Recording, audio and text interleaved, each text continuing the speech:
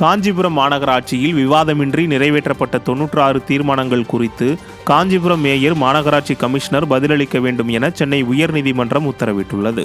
மாமன்றத்தில் உறுப்பினர்களிடையே விவாதமின்றி இயற்றப்படும் தீர்மானங்கள் சட்டவிரோதமானவை என்றும் அன்றைய தினம் நடைபெற்ற கூட்டம் செல்லாது என அறிவிக்க கோரி தொடரப்பட்ட வழக்கில் காஞ்சிபுரம் மாநகராட்சி மேயர் மாநகராட்சி ஆணையர் பதிலளிக்க உத்தரவிட்டு நீதிமன்றம் விசாரணையை ஒத்திவைத்தது. வருகின்ற உள்ளாட்சி தேர்தலில் தோல்வி பயம் காரணமாக உள்ளாட்சி அமைப்புகளில் ஆட்சி அதிகாரத்தை வைத்து எதிர்க்கட்சிகளின் நடவடிக்கைகளை முடக்க முயலும் விடியாதிமுக மாநகராட்சி நிர்வாகத்திற்கு நீதிமன்றம் கேள்வி எழுப்பியுள்ளது. உலக பிரசித்தி பெற்ற சென்னை பெசன்ட் நகரில் அன்னை வேளாங்கண்ணி பேராலயத்தின் 52ஆம் ஆண்டு தேர்பவனி கோலாகலமாக நடைபெற்றது. விடிய அரசின் மெத்தன போக்கால் தேர்பவனியின் போது பக்தர்கள் கூட்ட நெரிசலில் சிக்கி அவதியுற்றனர்.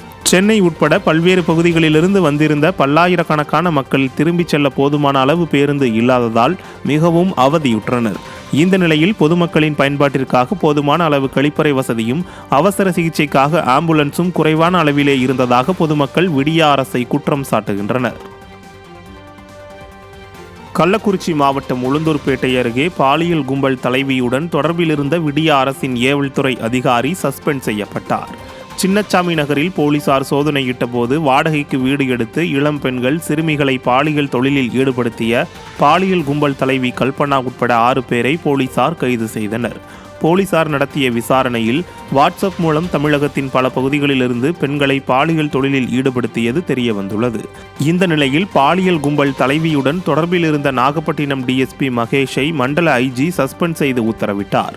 உளுந்தூர்பேட்டையிலிருந்து சமீபத்தில்தான் மகேஷ் பணிமாறுதல் செய்யப்பட்டார் என்பது குறிப்பிடத்தக்கது. இளம் பெண்கள் சிறுமிகளை விடிய அரசின் ஏவல்துறை அதிகாரிகள் உதவியுடனே கடத்தி கட்டாயப்படுத்தி பாலியல் தொழிலில் ஈடுபடுத்தப்பட்டனரா என்று பொதுமக்கள் கேள்வி எழுப்பியுள்ளனர்.